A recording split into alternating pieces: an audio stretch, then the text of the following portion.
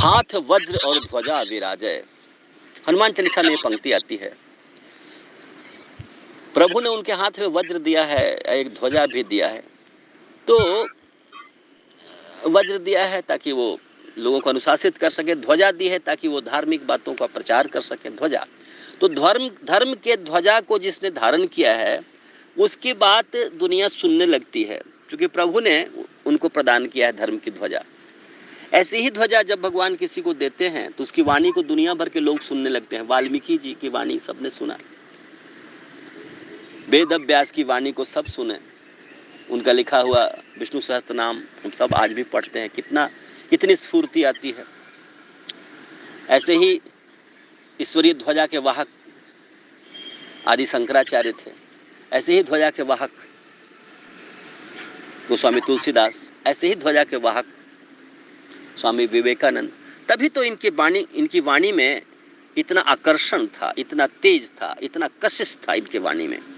हम इस पर ध्यान नहीं देते और हम समझते हैं कि कोई भी आदमी कुछ भी बोलेगा और दुनिया, ऐसा नहीं हो सकता। शब्दों की कोई ताकत नहीं है, उसके भीतर जो निहित तेज है वो कहीं न कहीं से, जब तक उसको कोई ईश्वरीय आदेश उसके भीतर अगर है, कृपा है, तब जाकर के शब्दों में वह बल आता है कि जो युग देश देशांतर को पार करता है। शब्द कालजयी हो जाते हैं। ऐसे व्यक्तित्व के द्वारा की गई रचना को कोई नष्ट नहीं कर सकता। प्रकृति उसकी सुरक्षा करती है। पानी में डाल दो फिर भी वो ग्रंथ बाहर निकल आएगा, उसकी स्याही कभी न सूख सकती न मिट सकती, क्योंकि जो शाश्वत है उसकी रक्षा प्रकृति करती है, आप और हम नहीं करते। देखिए गोस्वामी जी को कितना तंग किया गया, लेकिन मानस को कोई मिटा न पाया।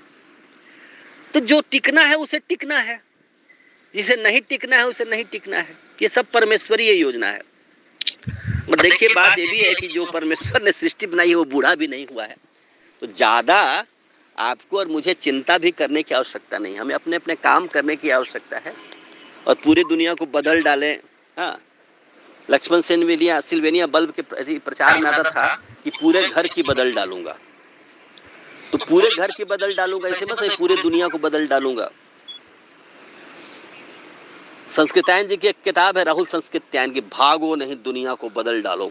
तो ऐसे ऐसे आंदोलन खड़े हुए, लोग निकल गए अपने अपने ग्रंथ और किताब लेकर के। सारी दुनिया में एक ही मत होगा और हमने जो रियलाइज किया है उसी को फैला देंगे, लेकिन ऐसा होता नहीं।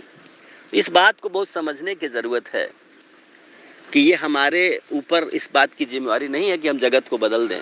जिसका जगत है वो इस बात को अच्छी तरह जानता है और न उसने हमें सेलेक्ट किया है। अगर उसने हमें सेलेक्ट कर लिया है, उसने अपनी ध्वजा यदि हमारे हाथों में दी है, तो फिर हमें कोई रोक भी नहीं सकता।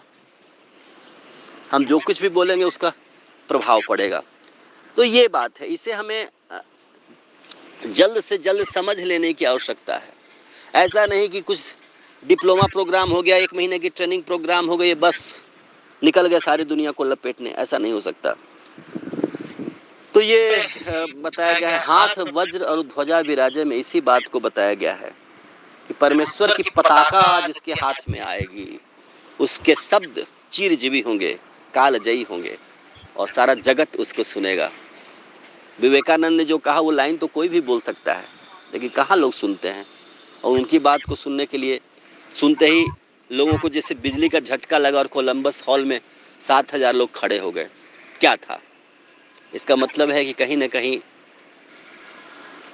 सैंक्शन मिल गया था, परमेश्वर का सैंक्शन था, आशीर्वाद था। तो ये बात हमें जल्द से जल्द समझ लेनी चाहिए।